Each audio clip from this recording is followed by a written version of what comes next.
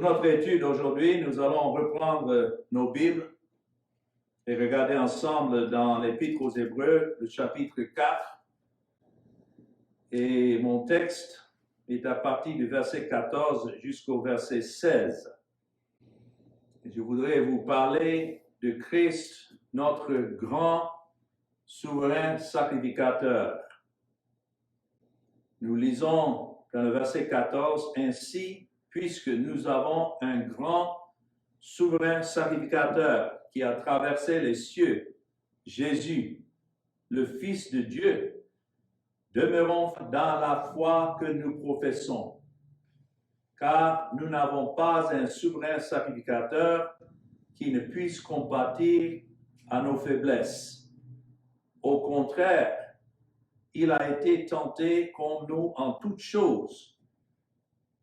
Et voici ce qui est important de souligner, sans commettre de péché.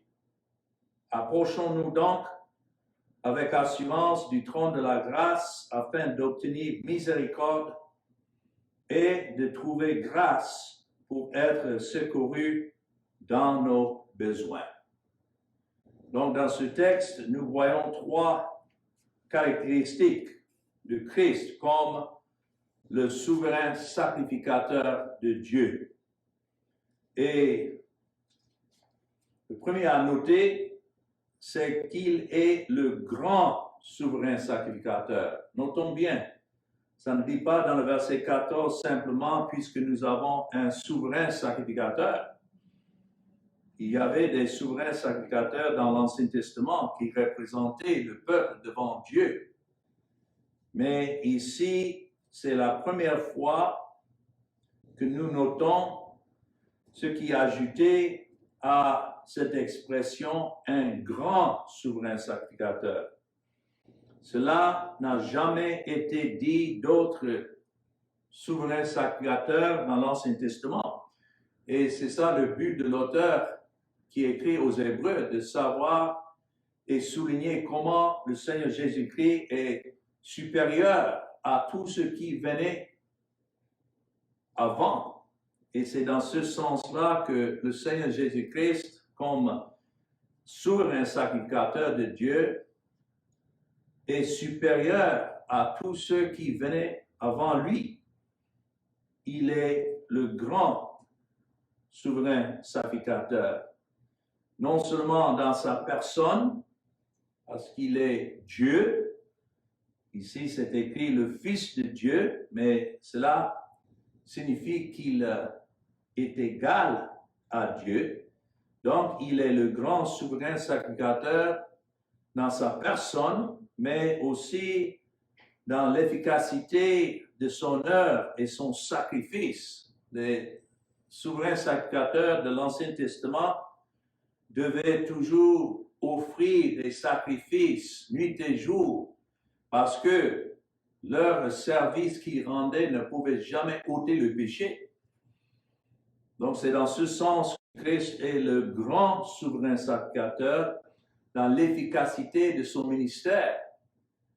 Qu'à travers lui, il a effectivement ôté les péchés du peuple de Dieu devant lui et réconcilié par le sacrifice de son corps, par son sang versé, il a effectivement réconcilié un peuple devant Dieu, ce que les sacrificateurs de l'Ancien Testament ne pouvaient pas faire.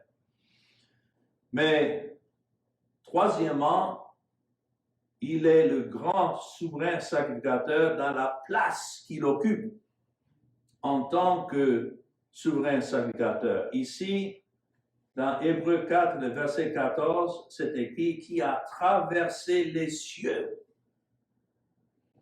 Non seulement il a traversé les cieux en venant sur cette terre, en prenant un corps, mais ayant accompli ce pourquoi le Père l'a envoyé, maintenant il a traversé de nouveau les cieux, en montant de nouveau au ciel, où il est maintenant assis à la droite de la majesté divine, et il est assis sur ce trône de grâce, de la grâce qui est mentionnée dans le verset 16, dont nous allons commenter quelque peu.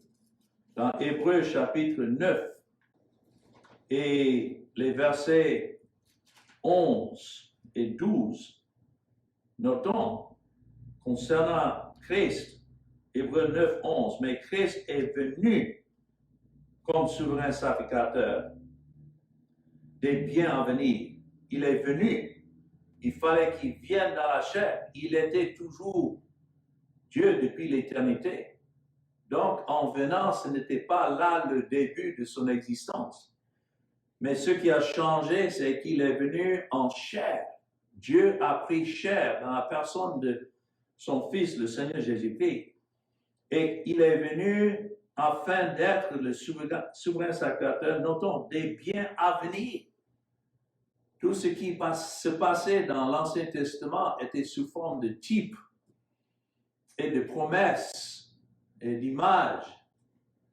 Et c'était l'ombre des choses à venir, mais c'est lui qui est la réalité. Et les biens à venir, il est venu non seulement pour assurer que les élus soient sauvés, mais de sauver. Et il a fait ça, comme c'est écrit ici, en traversant les cieux.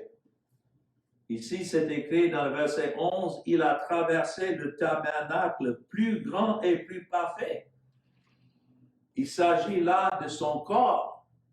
Le tabernacle de l'Ancien Testament représentait Christ dans la chair, mais il a traversé le tabernacle plus grand et plus parfait, qui n'est pas construit de main d'homme. Donc ici, nous voyons même dans la chair, Christ est supérieur à tout ce que le tabernacle construit dans l'Ancien Testament représentait, supérieur. C'était nécessaire que ça soit construit parce que ça représentait celui qui devait venir au moment ordonné par le Père. Mais celui-ci, ce tabernacle-ci, c'est-à-dire le corps de Christ, n'était pas construit de main d'homme. Bien sûr, il est né d'une femme, mais ça n'a pas exigé la sémence d'un homme.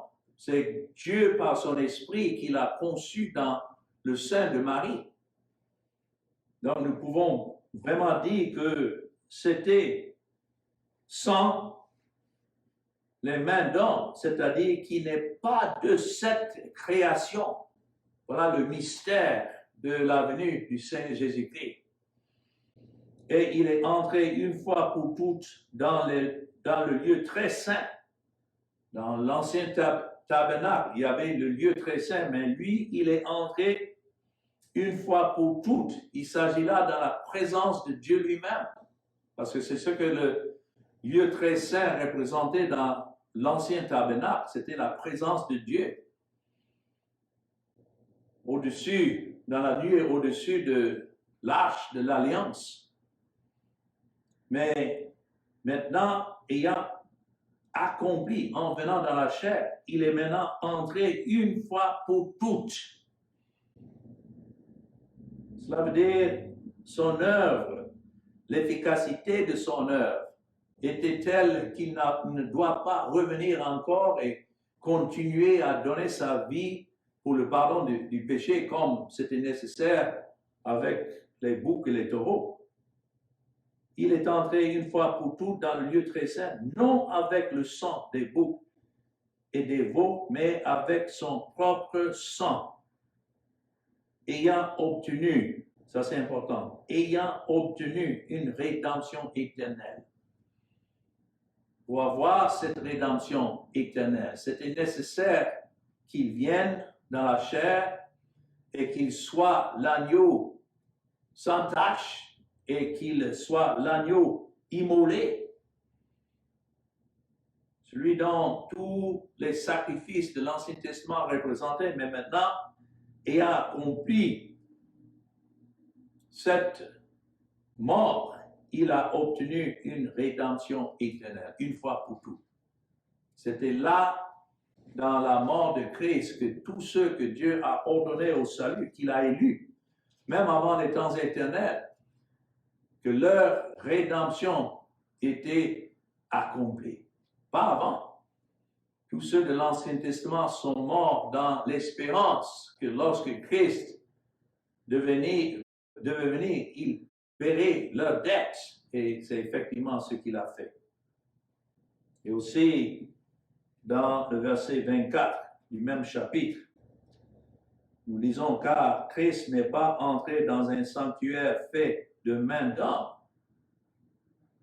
en imitation du véritable, mais il est entré dans le ciel même.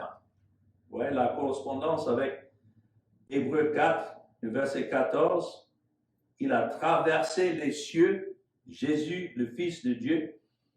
Il est entré dans le ciel même afin de comparaître maintenant pour nous devant la face de Dieu.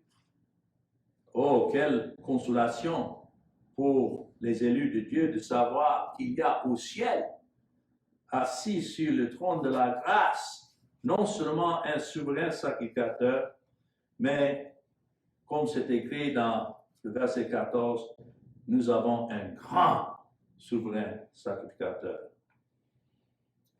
Aucun autre souverain sacrificateur n'a été appelé grand de cette manière, et avec raison. Et il n'y a pas d'autre souverain sacrificateur qui a passé à travers les cieux. Tous ceux de l'Ancien Testament, comme le verset 24 nous le dit, dans le passage dans Hébreux chapitre 9 que nous lisions tout à l'heure, le verset 24 parle du fait que c'était en imitation du véritable. C'est tout ce que ces souverains sacrificateurs étaient, en imitation, en type. Mais Christ est le véritable et aucun autre souverain sacrificateur n'était le Fils de Dieu. C'est bien précisé dans le verset 14, Jésus le Fils de Dieu. Et c'est pour cela, voilà la consolation dont je parlais tout à l'heure. C'est pourquoi nous tenons fermement cette confession. Parce que c'est écrit ici, demeurons fermes dans la foi que nous professions. Ce n'est pas notre foi, mais dans la foi. La foi, quand on voit ce terme, ça représente toujours la révélation de Dieu dans les Écritures concernant son Fils et concernant son œuvre, sa mort à la croix. C'est de cette foi que l'apôtre Jude a écrit dans Jude, le chapitre 1, le verset 3, « Bien-aimés, comme je désirais vivement vous écrire au sujet de notre salut commun, ce qu'on a en commun dans le salut, parlant là des élus, je me suis senti obligé de le faire afin de vous exhorter, notons, à combattre pour la foi qui a été transmise aux saints une fois pour toutes. C'est cette foi depuis Adam jusqu'à nos jours et jusqu'à la fin du temps, une seule foi qui est la révélation du Seigneur Jésus-Christ et de son œuvre accomplie pour que les pécheurs soient réconciliés devant Dieu. Voilà notre confession, c'est la foi que nous professons. Il est merveilleux de savoir que nous avons en Jésus-Christ alors un tel souverain sacrificateur et combien il est unique et glorieux. Et il est encore plus grand de savoir qu'il est passé par les cieux. Il est venu des cieux et il est passé par les cieux. Il est monté au ciel. Et maintenant, il est assis sur ce trône de la grâce de Dieu où il vit pour intercéder en faveur de ceux pour qui il a payé la dette. Donc ça, c'est le premier point que nous voyons ici, caractéristique de Christ. Il est le grand souverain sacrificateur. En deuxième lieu, nous notons dans ce passage, dans le verset 15, dans Hébreux 4, qu'il est le souverain sacrificateur qui connaît les faiblesses de son peuple. Ça aussi, c'est une consolation. Quand c'est écrit, nous n'avons pas un souverain sacrificateur qui ne puisse compatir à nos faiblesses. Cela veut dire, nous n'avons pas de souverain sacrificateur qui ne puisse pas sympathiser. Compatir, c'est dans ce sens. Il comprend nos faiblesses. Il comprend ce que c'est pour nous d'être pécheurs. Non pas parce que lui-même, il était pécheur. Non, ça c'est impossible. Mais il est venu pour prendre sur lui la charge du péché et de souffrir à cause des péchés de ceux que le Père lui a donnés. Donc, il sait alors sympathiser avec ceux qu'il est venu sauver. Ici, jusqu'à présent, depuis le début de cet épître aux Hébreux, l'écrivain a pris soin de documenter à la fois non seulement la déité de Jésus, c'est-à-dire qu'il est Dieu, mais tout en prenant soin aussi de se souvenir aussi de son humanité compatissante. Sa déité, le fait qu'il était Dieu, sa divinité, a été souligné depuis le premier chapitre, du verset 1 jusqu'au verset 14. Et son humanité, à partir du chapitre 2, du verset 5 jusqu'à verset 18, comment il est devenu homme, il a pris chair. Donc, cela signifie alors, en tant que grand souverain sacrificateur, Jésus, le Fils de Dieu, maintenant assis sur le trône au ciel, notre grand souverain sacrificateur peut sympathiser avec nous en toutes choses, dans toutes nos faiblesses, c'est-à-dire dans nos péchés. Vous savez que pour les Grecs anciens, l'attribut principal de leur Dieu était en fait l'apathie, cela veut dire le détachement. C'est la désaffection. C'est comme ça leur petit Dieu était représenté.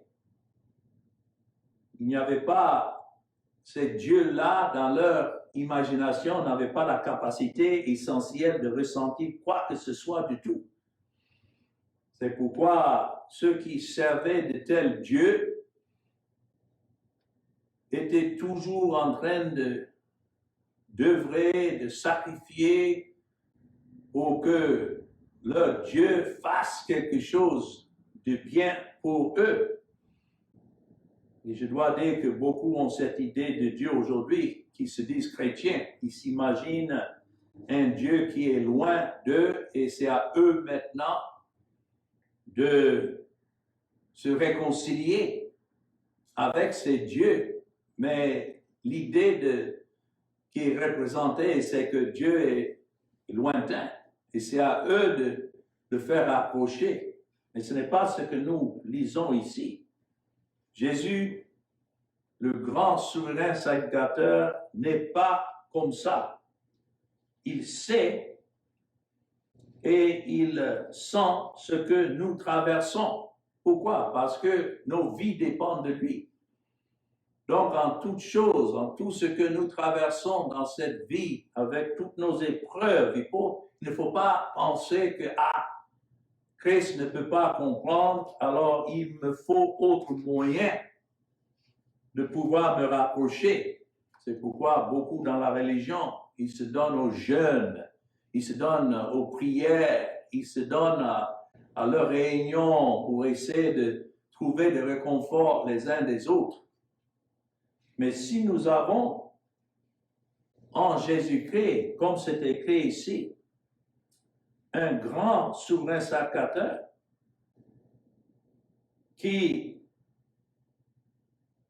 peut compatir à nos faiblesses. Comme c'est écrit, nous n'avons pas un souverain sacrificateur qui ne puisse compatir à nos faiblesses. Au contraire, il a été tenté comme nous en toutes choses, sans commettre le péché. Ce mot tenté, ce n'est pas dans le sens qu'il avait des tentations de commettre le péché. Non. Le sens de ce mot, c'est d'être éprouvé. Quand nous nous sentons éprouvés à travers ce dont nous faisons face dans cette vie, il faut savoir qu'il y a Christ qui est le précurseur. Il a déjà passé par là. Le mot grec ancien traduit sympathiser ou compatir dans le verset 15 comme littéralement souffrir avec. Donc, nous avons en Jésus-Christ un grand souverain sacrificateur qui souffre avec son peuple. Ce qui touche son peuple touche le Seigneur Jésus. C'est pourquoi, lorsque le Seigneur Jésus-Christ a rencontré Saul de Tarse, lorsqu'il était sur la voie de Damas, et le Seigneur Jésus-Christ l'a rencontré sur cette voie. La question qu'il a posée à Saul, dans le verset 4 de Acte 9, c'est écrit que Saul tomba par terre et il entendit une voix qui lui disait « Saul, Saul, pourquoi me persécutes-tu » Vous ne voyez pas là comment le Seigneur Jésus-Christ, assis sur son trône dans le ciel, s'occupait de son peuple au point où, lorsque Saul était en train de persécuter ce peuple, en fait, il persécutait le Seigneur Jésus-Christ. Il n'y a rien qui ne touche un des élus de Dieu qui ne touche pas le Seigneur Jésus dans les souffrances. C'est pourquoi, lorsqu'il était sur la chair, dans son humanité, bien sûr, il était Dieu dans la chair. Il ne cessait pas d'être Dieu, mais en même temps, il était homme. Il souffrait comme un homme afin d'accomplir le salut pour son peuple. Et c'est pourquoi alors il peut sympathiser, puisqu'il a été tenté comme nous, en revenant dans mon texte, Hébreux chapitre 4, verset 15. Notons, en toutes choses, mais sans commettre le péché. Ce qui fait la différence, c'est que le Seigneur Jésus-Christ a ajouté l'humanité à sa déité, à sa divinité. Et il a vécu parmi nous en tant que Dieu dans la chair. C'est ça qui fait la différence entre lui et un simple souverain sacrificateur qui était pécheur comme ceux qui représentaient. Les souverains sacrificateurs de l'Ancien Testament ne pouvaient pas compatir aux faiblesses du peuple de la manière que Christ était pour son peuple, parce qu'ils étaient eux-mêmes pécheurs. Mais Christ, étant le représentant, et vu l'absence du péché en lui, donc il a pu nécessairement gagner le dessus sur le péché qui nous bouscule. Mais lui, puisqu'il est encore, il était dans la chair mais sans commettre de péché. Il était capable, comme c'est écrit dans le verset 16, pour être secouru dans nos besoins. Je pense à quelqu'un qui va sauver un autre qui est en train de faire naufrage, mais c'est celui qui est envoyé pour sauver celui qui est en train de se noyer. Si celui-là se noie aussi, alors il n'y a pas d'espoir. Mais Christ est celui qui étant venu dans la chair et ayant connu, comme c'est écrit là, toutes les tentations, il a été tenté comme nous en toutes choses sans commettre de péché. C'est pourquoi nous lui faisons confiance face à nos péchés. Christ a été confronté à la tentation beaucoup plus sévèrement que nous ne l'avons jamais fait nous-mêmes ou que nous ne le ferons jamais. Celui qui est sans péché, c'est écrit, connaît la tentation d'une manière que nous ne faisons pas. Lorsque nous sommes tentés, nous chutons. Nous ne pouvons pas résister. Telle est notre nature. Mais lui, comment il a pu résister à cette tentation afin d'être le sauveur? Voilà, dans cela, nous voyons sa puissance et sa gloire en tant que Dieu dans la chair. Celui qui est sans péché connaît la tentation d'une manière que nous ne faisons pas, parce que seul celui qui ne cède jamais à la tentation. C'est pourquoi il est plus fort, connaît toute la force de la tentation. Il est vrai que Jésus n'a jamais fait face à la tentation dans un sens intérieur comme nous le faisons. Cela veut dire étant tenté de pécher. Non, ce n'est pas dans ce sens, mais tenté dans l'épreuve en portant le péché de son peuple. Parce qu'il n'y a jamais eu une nature pécheresse, le tyran a péché de l'intérieur. Mais il connaissait la force. C'est pourquoi il a porté le péché. Il connaît la force et la fureur de la tentation extérieure.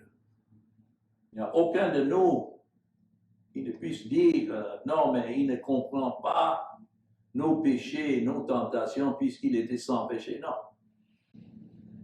Il a été tenté en toutes choses, comme nous. Il a pu endurer triomphalement toutes les formes d'épreuves que l'homme pouvait endurer. Et voilà ce qui glorifie Christ. Sans aucun affaiblissement de sa foi en Dieu, il regardait toujours vers son Père à la place de ce peuple qu'il est venu sauver. Combien notre foi est faible, mais pour lui, les tentations ne l'ont jamais affaibli. Et sans relâcher à l'obéissance nécessaire pour qu'il puisse être le sauveur. Une telle endurance implique plus, pas moins, que la souffrance humaine ordinaire. Il a souffert comme aucun homme n'a souffert. Mais telle est la caractéristique de Christ en tant que souverain sacrificateur. Il a été tenté en toutes choses comme nous sans commettre le péché. Et donc, il est capable de sympathiser avec les pécheurs qu'il est venu sauver.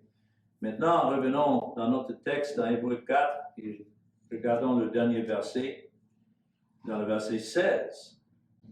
Tout cela étant vrai, alors la conclusion, approchons-nous donc avec assurance du trône de la grâce. Quand c'est écrit, approchons-nous donc, ça, c'est un appel à tous ceux qui sont les élus de Dieu, en qui Dieu a mis son esprit, puisque Christ les a déjà réconciliés avec lui par sa mort.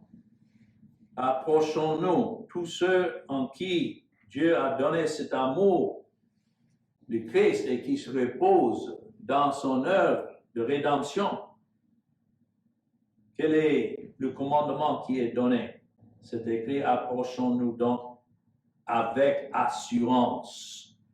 Cela veut dire sans crainte et sans peur d'être détournés par Dieu puisque nous sommes venus. Nous savons, Christ a dit que tous ceux que le Père a donnés à lui viendront. Mais la suite dit, et tous ceux qui viennent, puisque c'est le Père qui donne ce don de venir, donc il ne les détournera jamais. Tel est le Christ de la Bible. Donc nous ne devons pas hésiter à cause de nos péchés ou hésiter à cause de nos infirmités, nos faiblesses. Le contraire, puisque nous sommes des pécheurs et puisque nous avons ce besoin, alors l'appel ici, l'exhortation, c'est de venir à ce grand souverain sacrificateur assis sur le trône de la grâce. Ça, c'est la troisième caractéristique de ce souverain sacrificateur. Il est le grand souverain sacrificateur. Mais où est-ce qu'il est? Assis sur le trône. Cela veut dire qu'il règne. Ce n'est pas un pauvre Jésus qui veut bien sauver, mais hélas, il y a des cas trop difficiles pour lui, surtout comme les gens le disent, oui, mais ce qui ne peut pas surmonter, c'est l'incrédulité de l'homme. Il faut que l'homme le désire d'abord pour que Christ puisse le sauver. Pauvre de Jésus. Ça, ce n'est pas le Christ de la Bible. Donc, de venir, mais ça nous dit comment venir, avec assurance. Ce mot signifie avec courage, avec résolution, puisqu'il est révélé dans nos cœurs, et parce que nous avons un si grand souverain sacrificateur. Il est à la fois omnipotent, cela veut dire tout-puissant, mais il est aussi compatissant. Donc c'est pourquoi nous venons hardiment à son trône, avec courage. C'est comme nos enfants, s'ils sont dans le besoin, ils courent vers nous pour nous embrasser. Et c'est ça le sens de venir avec assurance. De ne pas nous décourager comme Satan veut le bien, ou bien même cette chair le veut souvent. Nous décourager de cet accès. Imaginez que lorsque nous péchons, que voilà, hélas, au moins ce péché-là ne peut pas être pardonné. Si Christ a payé la dette, donc cela veut dire que tous nos péchés sont déjà pardonnés. Mais parfois le diable, ou bien même plutôt même notre chair, veut que nous considérons le Seigneur Jésus comme étant impuissant à nous aider. Et c'est ça qui fait que ceux qui ne connaissent pas Christ de cette manière, alors ils cherchent ailleurs pour des moyens de se rassurer du pardon, mais c'est nulle part ailleurs. De venir avec courage. Cela ne signifie pas fièrement ou bien dans l'arrogance ou bien avec présomption. Non. Nous venons dans l'humiliation, mais le sens qui est donné là, dans le verset 16, approchons-nous donc, c'est dans le sens au présent. Continuons à venir constamment. Continuons à venir sans réservation. Continuons à venir librement, puisque c'est la grâce de Dieu qui nous est donnée pour nous faire venir et continuer à venir avec persistance. Telle est la foi que Dieu donne à ceux pour qui Christ a donné sa vie. Et ce trône de la grâce, notons bien, c'est le trône de la grâce.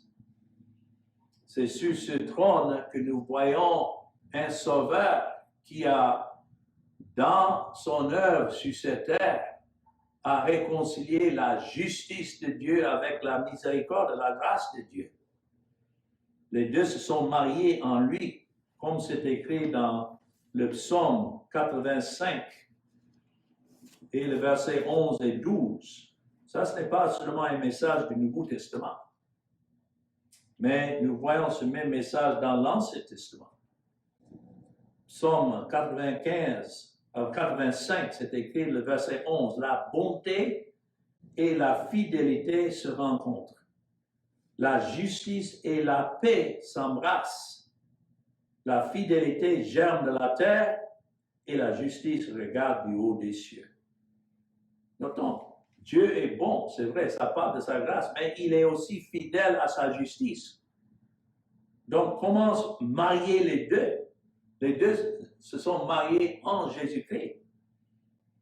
Comme c'est écrit, la justice et la paix s'embrassent. La justice devait être satisfaite par Christ, mais il a accompli cela en vivant une vie satisfaisant la justice et la loi de Dieu, non seulement dans la lettre, mais l'esprit de cette loi, et ainsi maintenant donnant sa vie la paix, la réconciliation à travers sa vie. C'est pourquoi nous ne voyons pas ici un trône de la grâce et puis à côté un trône de jugement, comme certains prétendent, oui, mais même pour les croyants, ils doivent se présenter devant un trône de jugement et rendre compte de tout ce qu'ils ont fait dans la chair, et s'ils n'ont pas confessé tous leurs péchés, alors ces péchés-là, ils vont rendre compte. Si tel est le cas, personne ne sera sauvé.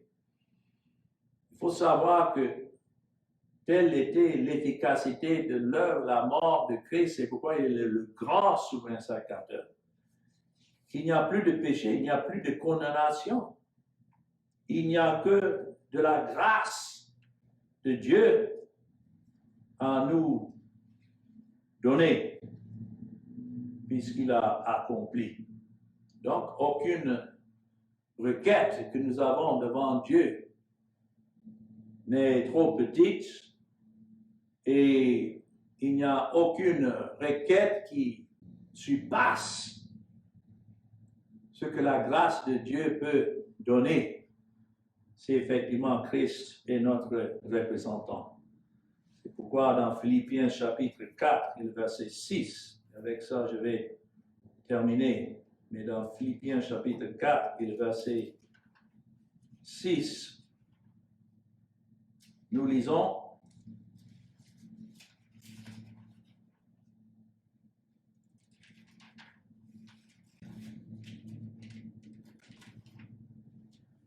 ne vous inquiétiez de rien, notons, mais en toute chose, faites connaître vos besoins à Dieu, par des prières et des supplications avec des actions de grâce. Quel grand souverain sacrificateur alors que nous avons, de trouver avec lui la grâce nécessaire en toutes choses. C'est écrit pour obtenir miséricorde et de trouver grâce. Nous savons que Dieu est miséricordieux envers toutes ses créatures. Mais là où vous voyez la miséricorde ensemble avec la grâce de Dieu, le fait qu'il fait miséricorde à tous les êtres humains en faisant du bien à eux, en leur donnant même une vie de respirer l'air, ça c'est la miséricorde de Dieu. Mais la miséricorde mariée à la grâce de Dieu, voilà ce qui est réservé uniquement pour ceux pour qui Christ a payé la dette. Et c'est là que nous trouvons à jamais, ou toujours, cette miséricorde et grâce pour être secourus dans nos besoins. Nous sommes toujours dans le besoin, n'est-ce pas? Ce n'est pas de temps en temps. Mais Dieu merci, Christ est là.